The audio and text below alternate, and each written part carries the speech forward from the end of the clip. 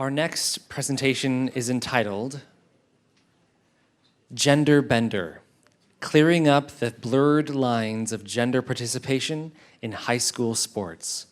Please welcome Will Howell.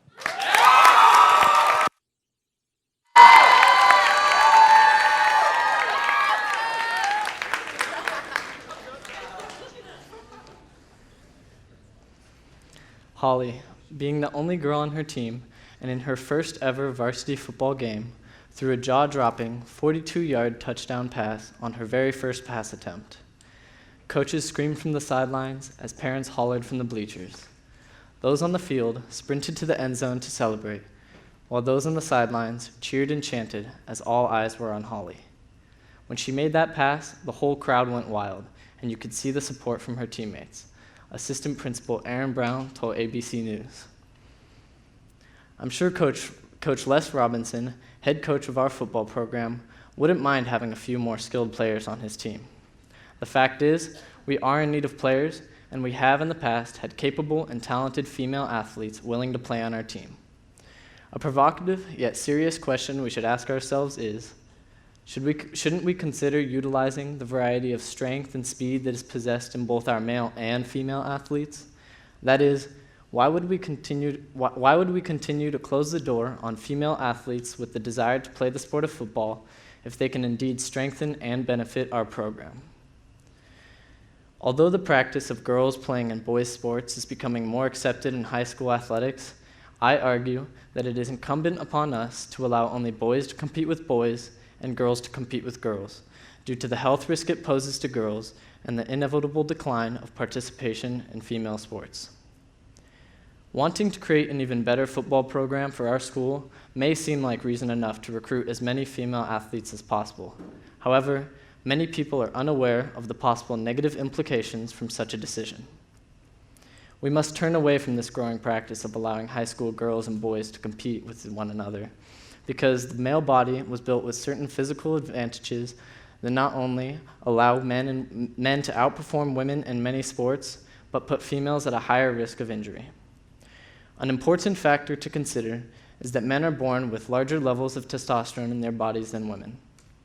Scientific studies show that this hormone naturally produced in the male body allows rewards male athletes with larger skeletal muscles, stronger hearts, and generally larger levels of power, strength, and speed.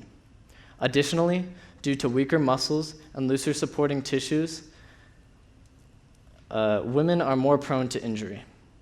When men and women compete against one another in sports, a fair and safe competition is not what takes place. Next, if female athletes continue to abandon women's sports for greater opportunity in traditionally male sports, then the future of women's athletics is surely doomed. The University of California conducted a study by examining numerous different sports shows on television, including SportsCenter, and recorded just how often women's sports was broadcasted. The results were frightening. Their data showed, in examining 934 local network affiliate news stories from 2014, only 32 segments were on women's sports, while 880 stories featured male sports, and 22 segments gender-neutral sports. It is clear that even today, men dominate sports, leaving women with only a small chance for glory and fame. This is the exact reason why Title IX was put in place. Prior to Title IX, the amount of funding and attention women's athletics received was far from the amount typically given to men's athletics. Arne Duncan, Secretary of Education at George Washington University, pulled from his research that since Title IX was enacted, the number of men's and women's teams has risen, and the number of men and women competing in sports has grown.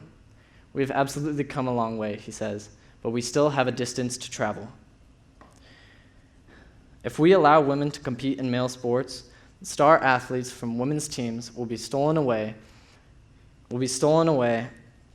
making it even harder for female athletics to sustain. I submit that because one purpose of high school athletic programs is to create outstanding sports teams for both genders, we should not be placing women on more competitive teams, instead on teams in where they will grow the most virtue. Allowing sports naturally dominated by men to be open to teams made up of both genders has the potential to create only one exclusive and highly competitive dual-gender sports team. However, because the male body is generally better suited to perform in highly physical sports, these teams would ultimately and undeniably leave women in a position that does not allow them to practice and compete in the sports they love. Female athletes are exposed to higher risk of injury when playing with males, and they are leaving girls' teams to do this.